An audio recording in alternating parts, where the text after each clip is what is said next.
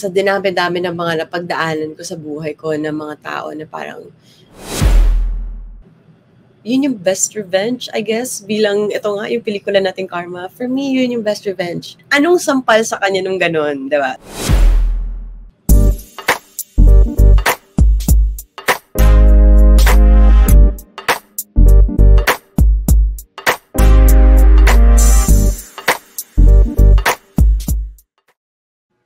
Hello Pepsters and welcome to Pep Spotlight. Hindi na natin pagtatagalin pa to dahil lagi naman nating suki itong si Ren Escanio sa ating show. So let's all welcome Ren Escanio. Hi everybody! Hey guys! Thanks for having me again, Pep. Ayan, suking-suki natin itong si Ren. Lagi itong nakakalapit sa atin kapag may show siya. Kasi ganun tayo ka-supportive sa isang tulad dyan na hindi nakakalimot sa mga taong kahit noon pa, kasama niya na sa kanyang career. Ayun. So Ren, let's talk about your new movie. Pakita tayo ng konting mga eksena. At tapos, take us through it. Okay. Okay. So, you're promoting this new movie of yours. Ang pangalan ay Karma. Ang pamagat ay Karma. Tell us about this movie. So, okay, Karma, the plot revolves around my character, Angel. A young woman grows up to be a cold-blooded assassin. So, after niyang ma-witness yung pagkamatay ng tatay niya, she became revenge-driven woman who desperately wants to take revenge on whoever is responsible for her father's death. At nung naulila siya, dumating yung kanyang ninong, played by Tito Roy Vinson. So, siya yung matalik na kaibigan ng tatay ko. Siya yung ninong ko at tumulong sa akin to start a new life. And tinrain niya ako para maging hitman. At para patayin yung mga kriminal, mga murderer, mga religious and political leaders na mga tinatawag natin na yung salot sa lipunan. So, tinuruan siya na gamitin sa tama yung galit niya. And of course, ang pinaka-main goal niya is to give justice sa namatay niyang tatay. So, dun iikot yung kwento natin. My character is smart, strong, and goal-driven siya. Ang pinaglalaban niya talaga dito ay mabigyan ng hustisya ang mga taong nangangailangan, mabigyan ng hustisya, lalong-lalo na yung tatay niya. Ayan. Watching the trailer, napansin ko na kakaibang Ren Escanio yung nakita natin dito. Hindi ito yung Ren Escanio na nakikita natin noon sa past na sexy, ladylike, talagang babae. Dito iba yung dating mo, iba yung pinakita mo. Tapos nakakagulat pa, may parol ka pa, may nakahiga ka, bumabarel. 'Di ba? Paano ginawa mong training dito? Syempre, hindi naman sa kaya lang you're not that muscular looking, babae ka. Syempre makakaranas ka ng injuries, mga sugat. Paano ka nag-training para sa pelikulang to? Naku, napakahaba po ng naging proseso. Isa na dyan is yung nag-gunfiring ako, which is my first time na makahawak ng totoong baril. Tinuruan nila ako na mag-firing kasi iba pala talaga kapag meron kang enough knowledge. I think nagkaroon naman ako ng konting knowledge about guns, about kung paano ang tamang paghawak ng baril kasi kailangan talaga siya. Dapat, syempre yung character natin is assassin, hitman siya. So dapat hindi magmukhang pinahawak lang tayo ng baril, tapos i-fake na lang natin yung eksena, di ba? Na kunwari, bumabaril-baril tayo, hindi. As in, tinrain nila ako kung paano yung tamang paghawak ng baril, kung ano yung feeling kapag pag napuputok yung baril, para magmukhang totoo talaga siya. And yung hawak ko dito sa buong pelikula is airsoft, so medyo ang bigat talaga niya, mabigat siya, and meron talagang recoil na mafe-feel. And kasama sa gun training, nag-fight training din ako with Erwin Tagle. So, talagang intense yung mga naging training namin. Halos araw-araw. Nagpa-fight training kami sa umaga ni Ate Krista. Tapos sa gabi, acting workshop kami.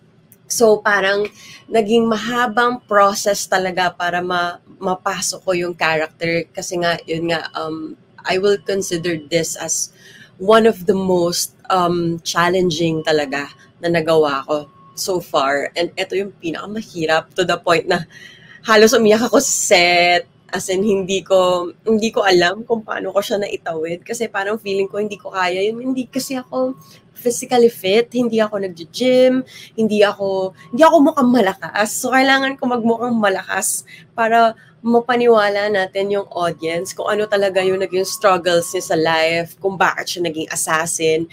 Kailangan mabigyan ng justice yun. So, tingnan natin, diba? Tingnan natin kung ano yung magiging, kung paano tatanggapin ng mga tao yun. Because yun nga, it's very different. And I am so excited. Dahil first time ito na makikita ng mga tao na meron akong nagawa na ganito ka-heavy, intense, drama and action. So, I'm very excited. Yun nga, no? Tinitingnan ko yung mga ibang mga photos mo dun sa Instagram mo. Pakita natin. Pakita lang natin sa audience how glamorized you are in this picture. Look at you, oh. May dugo-dugo sa mukha.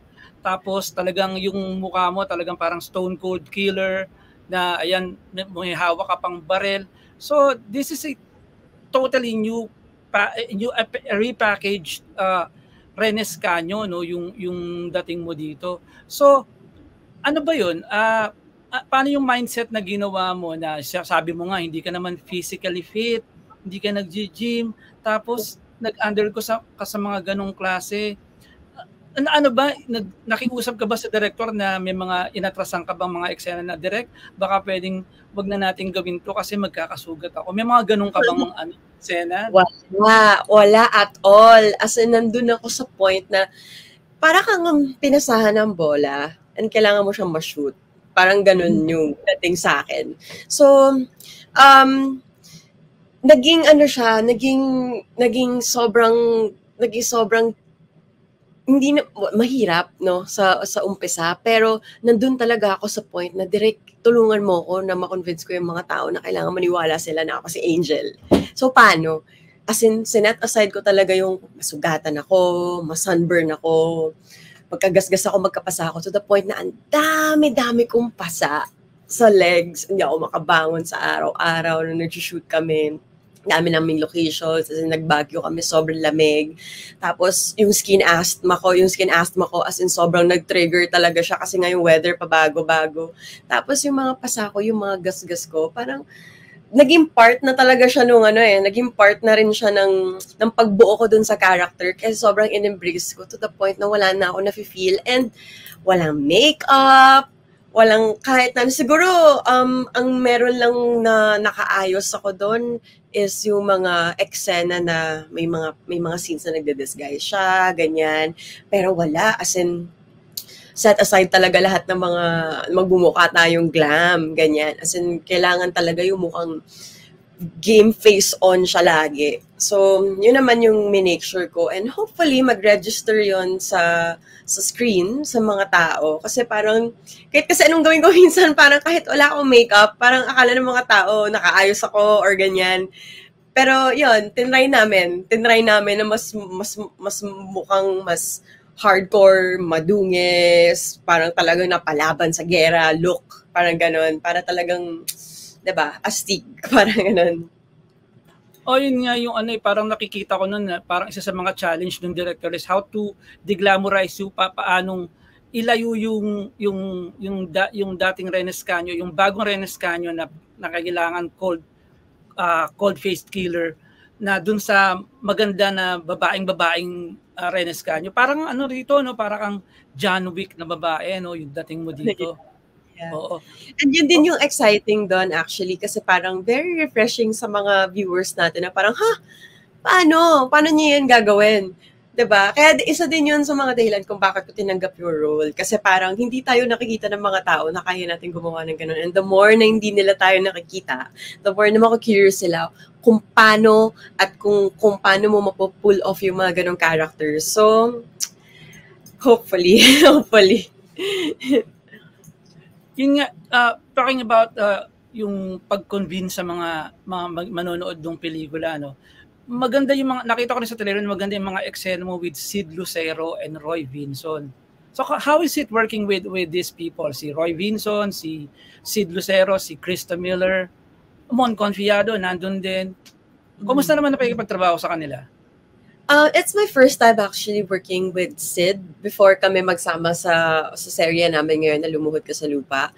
Nung una, of course, lahat naman tayo, siguro my first impression kay Sid na parang scary, na parang papansinin ba ako nito, bad boy, ganyan. But, oh my gosh, kamali talaga ako doon. As in, kakaiba. As in, hindi siya ganun. Weird, no? Siguro before, lagi niya din naman kinikwento, siguro noon ganito siya, mas may pagka-dark talaga siyang tao. But right now, and ang swerte ko na naabutan ko yung ganung version ni Sid na parang very light, very, parang lahat-lahat, parang tinitake niya, okay, let's enjoy this, ganyan. Lagi niya akong inaalalayan, tinuturuan, and I'm so grateful na ito yung mga co-actors na nakasama ko dito sa napakahirap na project na to. Kasi I don't think mapupull off ko to without the whole cast, the whole team. Kasi para sa akin, ano talaga siya team effort talaga siya to make this work. And naging malaking factor si Sid talaga. And naging close kami, naging close friends talaga kami because of this project.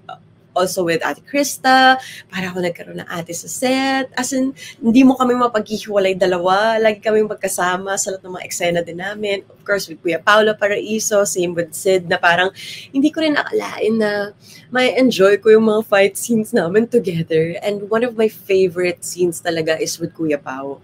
Makikita niyo yan sa pelikula na shoot namin sa Diplomat Hotel. I am so excited na makita ng mga tao yan kasi ang ganda. Napanood ko na actually yung part na yun kasi nung nag-dubbing ako, sabi ko, oh my God, ang intense.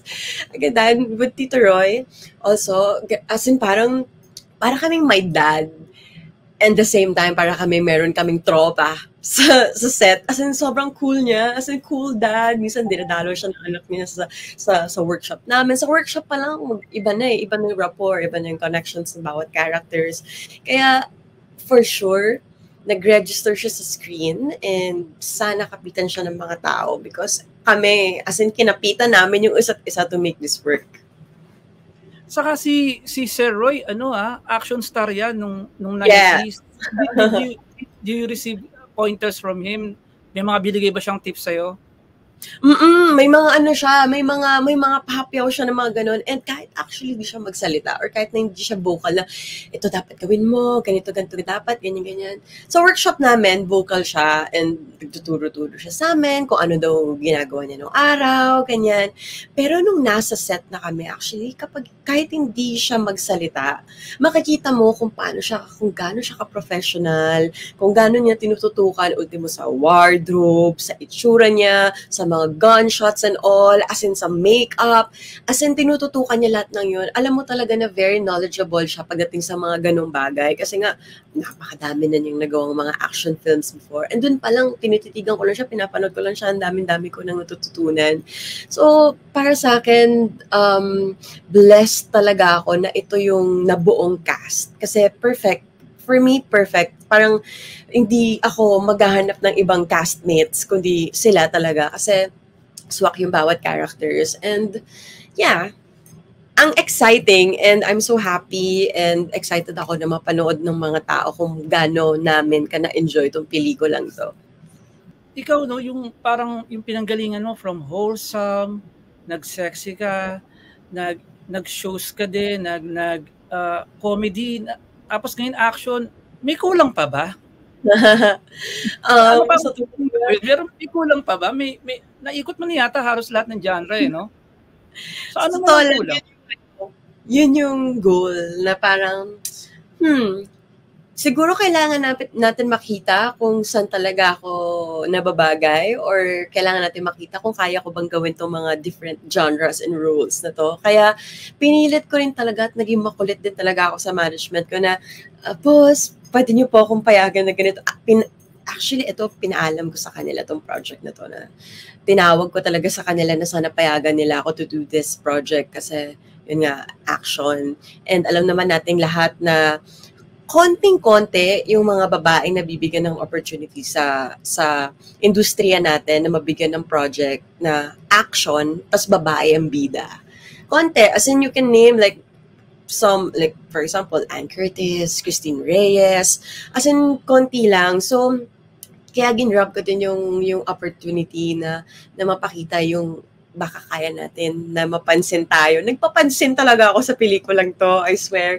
Na baka mapansin nila tayo na, okay, pwede pala itong batang to, no? Flexy pala siya. Yung mga ganon, kasi mukha talaga ako mahina. Sabi nga ni Sid, pag titingnan mo ako, parang lit-lit ko lang, ganyan. Pero, nagulat kaming lahat na parang, what? Paano? Paano ko nagawa yun?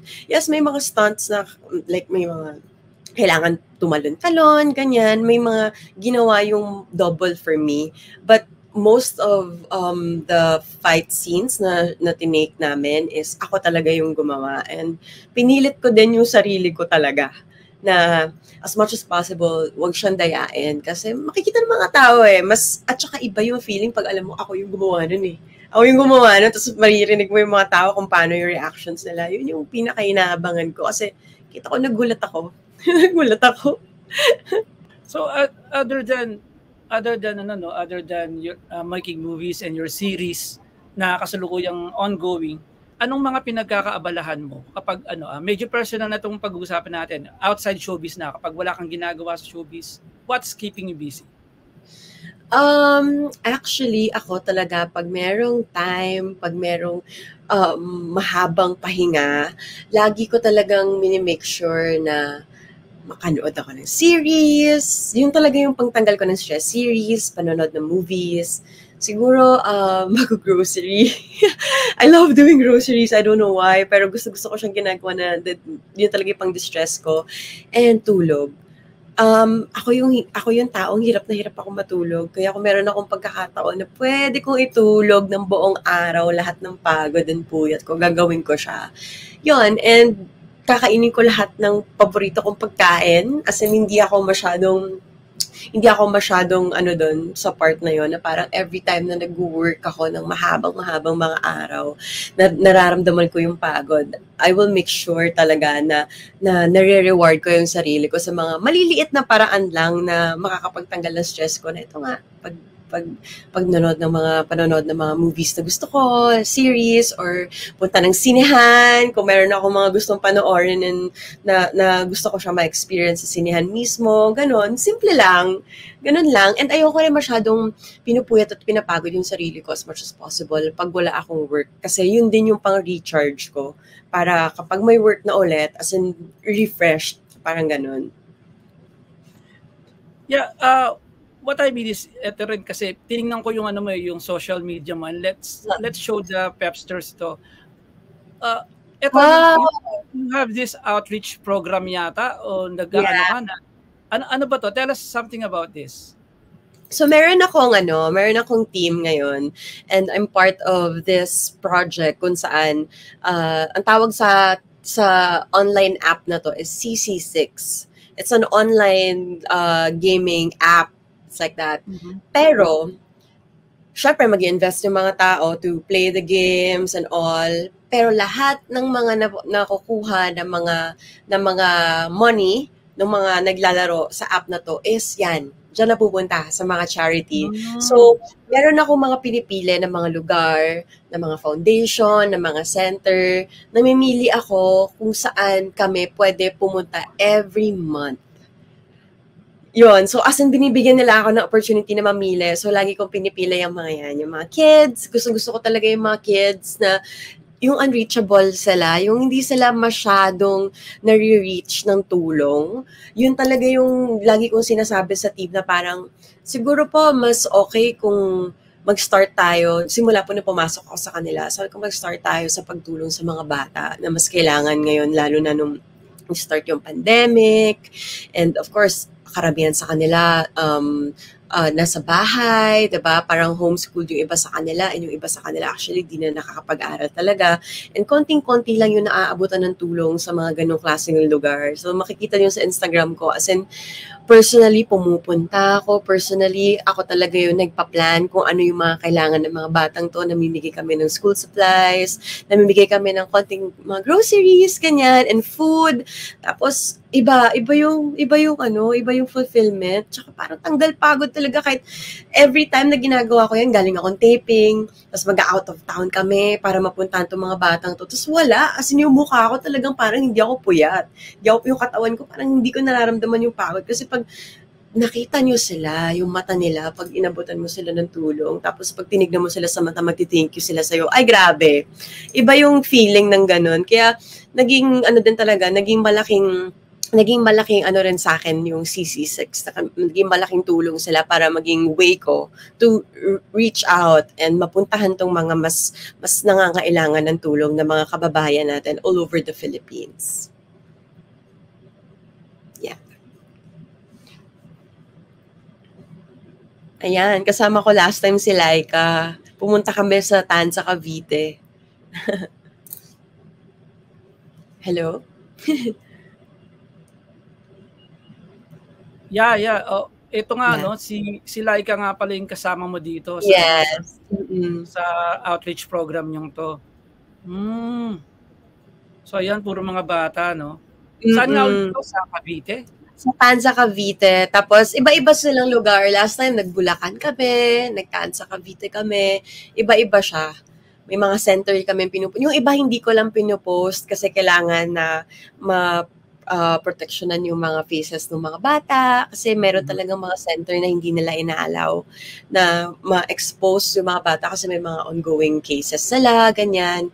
So, yun. As in, active, very active naman to. Pinakita kasi natin eh. Yes. Yung mga pinupost ko po, safe yan. Pag walang mga cover yung mga faces nila, ibig sabihin, pinaalam po namin yan. Pinaalam namin sa mga magulang nila, pinaalam namin yung, nanghingi kami ng consent talaga to post. Kahit yung mga sa mga videos, ganyan. Wow, ang ganda naman nung ganyang ganyang side hustle. Side hustle na matatapag or para pinaka-hobby mo na yung ganyang pagtulong mo sa mga bata. Pero syempre, itatanong ng mga sumusubaybay sa iyo.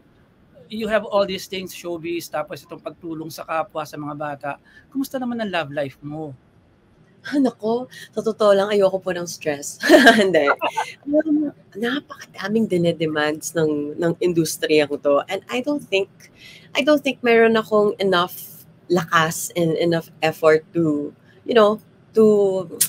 hatiin yung katawan ko between work and personal life. But honestly, I am happy.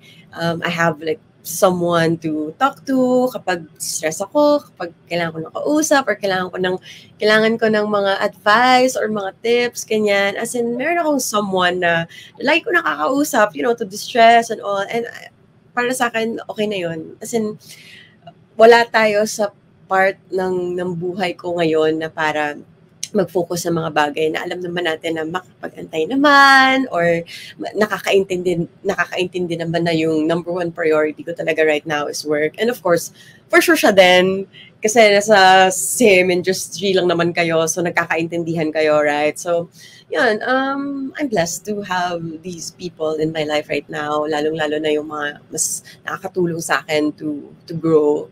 Diba? And yeah, I'm happy. My heart is happy and healthy. Lalong-lalo na sa work. As in, sobrang happy sa career ko. Yeah. Yun na yung quotable quote doon pag inask ang love life ni Ren. My heart is happy. And healthy. Healthy. Okay. So before we end this interview, syempre, the usual, mag-aano ka muna sa ating PEP challenge. Yes. Ang PEP challenge natin for this episode is called Slam Book Questions. Okay, so here's the first question. Define yourself in 3 words. Wow, ang hirap to na. Genuine, 100%. Dahil ayoko ng mga hindi genuine na tao. Number 2, pwede ko bang i-consider as 1 word, hardworking. And number 3, focused. Yeah, right now, yun yung 3 words na nagde-define sa akin. But kung nasan ako ngayon, yun yung 3 words. Yan. So next, name 3 things you don't leave the house without. Yung pag umalis ka, dapat laging nandun sa'yo. Hindi mo siya makakalimutan. My headphones, lagi talaga. Kasi ito yung ano ko, kumbaga kahit nga, ano lang yung mga hindi masyadong malalayong lugar or pupunta ako, lalo na pag sa taping, hindi pa din maiwan ko to. Kasi ito talaga yung pangtanggal ng stress, pang escape. Kasi pag suot ko to, as in may sarili akong mundo, nakakalimutan ko lahat ng stress, nakakalimutan ko lahat ng problema, and nag-good mood ako with music. Ang bilis-bilis ko ma-absorb yun, and nakakatulong talaga siya sa akin. Number 2, I guess antihistamine. Kasi may skin asthma po. Lagi siya nasa bag ko. May antihistamine ako. Number 3, right now, lagi akong hindi lumalabas ng bahay nang wala ang aking tumbler. Kasi pinapanindigan ko talaga yung I have to drink a lot of water every day. Kasi nga, nandun tayo sa skincare, era natin na kailangan mapangatawanan ko siya. And unti-unti na gumagaling yung skin problems ko. So, yeah. Tumbler. Uy, isa yan sa mga magandang tips mo, na beauty tips mo. Kadalasan yung mga mga tao, mga Pinoy, sobrang daming ginagawa, hindi na nakakainom ng tubig. Minsan nga, nagugulat ako sa sarili ko na hindi ako nakainom ng tubig the whole day, as in isang baso lang. And sobrang bad nun, guys. As in, ang masama talaga yung effect niya, hindi lang inside, kundi outside. Makikita mo talaga yun. Saka maganda rin dahil na niya yung skin nagiging moisturize yung skin dahil sa tubig. True. Okay. Okay, next question. What's your biggest strength? Siguro yung pagiging for me, it's strength yung pagiging mapagpatawad ko. Sa dinami-dami ng mga napagdaanan ko sa buhay ko ng mga tao na parang, alam mo yun, na kahit sorry or kahit magpaliwanag man lang sa'yo kung bakit nila nagawa yung mga ganung bagay, pero napatawad ko sila kahit wala yung mga sorry na yun. And ako, yun talaga yung nabigay ko sa sarili ko na parang, okay, I'm doing this for myself. I'm doing this for my peace of mind and for me to move on. So, I think yun talaga yung pagiging mapagpatawad ko. And yun yung best revenge, I guess, bilang ito nga, yung pelikula nating Karma. For me, yun yung best revenge. Yung patawarin mo sila and sa kanila ma-realize na, wow, pinatawad ako ng taong to kahit hindi ako humingi ng tawad sa kanya. Diba?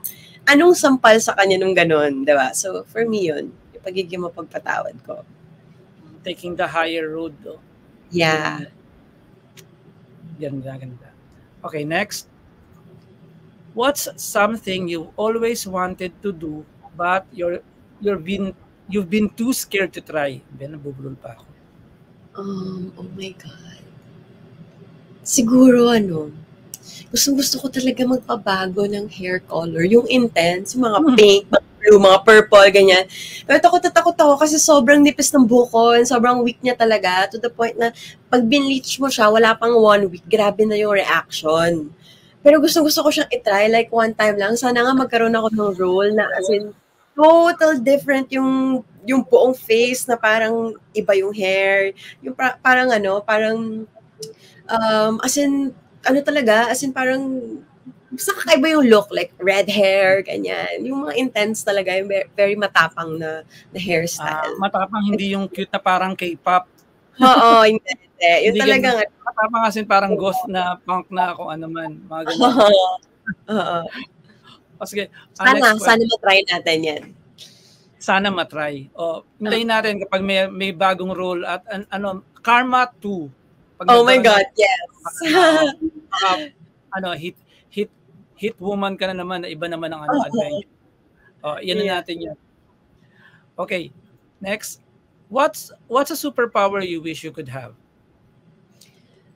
Before kasi lagi kong sinasabi yung makapag-time travel ako But for me, naniniwala din ako na kung pipilitin mo kasing baguhin yung past mo, I don't think ito yung magiging future mo or present mo and magiging ganito kang tao or kung ano ka ngayon. So, siguro, ang naisip ko is yung maging yung kaya ko mag-teleport. Ganon. Diba? As in, sa traffic ngayon, teleport. Teleport. Guys, teleport. 'Di ba? Ang mahal ng ano ngayon, ng way of traveling, 'di ba? So gusto ko mag-teleport, yung isang pindot mo lang nasa States ka, London, ganyan, or matawid mo yung traffic sa EDSA, di ka malilate, ganyan. I think teleport. Okay, next. Ito what's the best advice you receive either for your sa buhay or sa career? Best advice. For me, sa totoo lang, mababaw siyang pakinggan sa ibang tao and very simple. Huwag lumaki ulo talaga. Napakadaming artista na nakilala ko ng ganito sila, and then ngayon ibang tao, and then naka-affect yun sa character, sa reputation, and sa career nila. I guess napakalaking impact ng behavior and the way you carry yourself, the way yung mindset mo kung paano gumagana yan araw-araw. So I guess para sa akin yun, yung paglaki ng ulo, and naniniwala ako na yung paglaki ng ulo na yan, wala talagang nararating na maganda yan sa showbiz. And I don't think darating, alam ko sinasabi ko lang to ngayon, pero siguro naman napatunayan ko to sa mga best friends ko. As in, ever since na magkakasama kami nung high school, I know for sure 100% na hindi ako nagbago. Hindi talaga ako nagbago. Dahil ayoko yung mga ganun. Ayoko yung mga taong nagbabago just because nagbabago yung paligid nila. Para sa akin, gusto kong i-maintain kung sino ako dahil yun din yung gusto kong mahalin ng mga tao. So, what if lumaki ulo ko or magbago ako, diba? So, for me, hindi siya makakatulong sa career. And naniniwala din ako na mas marami kang ma-attract na mga positive na energies, na tao, na projects, na work, kapag, diba, down to earth, nakatapak yung paa mo sa lupa, at huwag lalaki talaga ulo. For me, no, red flag yung mga malalaki ulo talaga. Yun. Yeah. Ito, last na to. How do you see yourself 5 years from now? How do I see myself? More like, wini-wish ko na nandun na ako sa estado na yun. Sana meron na akong billboard sa EDSA. Wow. Meron na akong Best Actress Award sa isang malaking award-giving body sa bansa natin.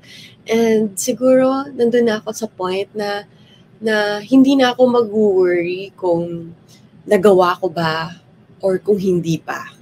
I know for sure, lagi ko sasabihin sa sarili ko na kahit kailan hindi ko mapupuntahan yun, hindi ko mararating yun. Pero meron talagang point sa buhay natin na mafe-feel natin na finally, nandito na ako. Samantalang dati, hindi ko matanaw. Hindi ko matanaw na mararating ko tong journey na to, pero finally, nandito na ako. Diba? Hindi man siya yung perfect na moment or perfect na sobrang hinihingi natin na mangyari sa career and sa buhay natin. Pero alam ko, meron for sure na in 5 years from now, tutungtong tayo sa buhay natin na, hay, eto yung buhay na pinangarap ko lang noon. Kasi nandito ako ngayon sa pinangarap ko lang noon and unti-unti, naaabot ko siya and may nangyayaring maganda. So yeah, of course. Hopefully, and you work for it, diba? You work for it Yes. My gosh, guys, gapang. Ginapang kong lahat ng to talaga. Kaya for me, in 5 years from now, hopefully talaga, mapatunayan natin, dreams really do come true. Ganda. So, yeah. Ren, before we say goodbye, imbitahan mo na yung Pepsters natin para sa abangan ang iyong pelikula na Karma na ipapalabas na sa theaters on June 19, tama? Yes. Okay. Yes, everybody. I am Ren Escanio, and I am inviting you all to watch the revenge action drama film Karma. Of course, ito na, malapit na guys. June 19. So please spread the word. Pagkalat niyo na po sa mga kapitbahay, mga kapatid, mga kamag-anak ninyo. And kung di niyo pa napapanood yung trailer namin, nasa Facebook, nasa Instagram, nasa lahat-lahat na yan, hanapin niyo at pagkalat niyo. Please do share. And sa June 19 na po yan in cinemas nationwide, and June 18 naman po ang aming premiere night. Kung mapapadaan kayo sa SM North, nasa Cinema 6 and 7 po kami, 6 p.m. So magkita-kita po tayo dyan kasama ang buong cast ng Karma. And of course, kasama ko dito si Sid Lucero, Krista Miller, Paolo Paraiso, Roy Vinson, at maraming pa pong iba. So sana supportan niyo po ito. And of course, produced by Happy Infinite Productions in association with Mobius Films and distributed by Viva Films. Directed by Albert Langitan. Maraming salamat po, Pep. Dahil andito ako ulit ngayon to promote and to invite everyone to for giving me this opportunity. And yeah, sana po magkita-kita tayo June 19 in cinemas. Please do watch sa first day. Napaka-importante po ng first day, and support all local films in the country. Mas kailangan po naman yung supportan nyo ngayon sa industriya namin. So maraming salamat po. And for more updates about Ren, yes, and for more updates, you can follow me on Instagram, TikTok, and on X. Yung Instagram ko is at RealRen, RealRhen. Same with my X account. And on TikTok at RealRen Escanio. So yeah, and sa Facebook, makikita nyo naman dyan kung ano yung verified accounts and my official account. So thank you so much. And sa lahat ng mga supporters na sumusuporta, maraming salamat, lalo na sa mga patuloy na nanonood, araw-araw nang lumuhod ka sa lupa. Maraming salamat po. Nasa prime time na kami. Malapit na, guys. June 24. Thank you so much. Maisingit ko lang. And yeah, June 19, Karma in cinemas nationwide. Ayan. And also, Pepsters, don't forget to follow us. Go to pep.ph for more showbiz news. Follow us on Facebook, Twitter, and Instagram, and TikTok at Pep Alerts. And subscribe to our Pep YouTube channel, that's Pep TV, and join us on Viber and Kubu para sa iba pang mga social media kung sa inyo maabutan ng pep.ph. So, Ren, thank you very much for coming to the show, and talagang nakakabilib yung transformation mo from very sweet girl person yun, pumapatay. Grabe. Okay. Yes. So, thank you very much, Ren. Thank you. Next time. And there you have it. That's Ren Escanio. And goodbye. See you soon. Bye, guys. Thank you so much.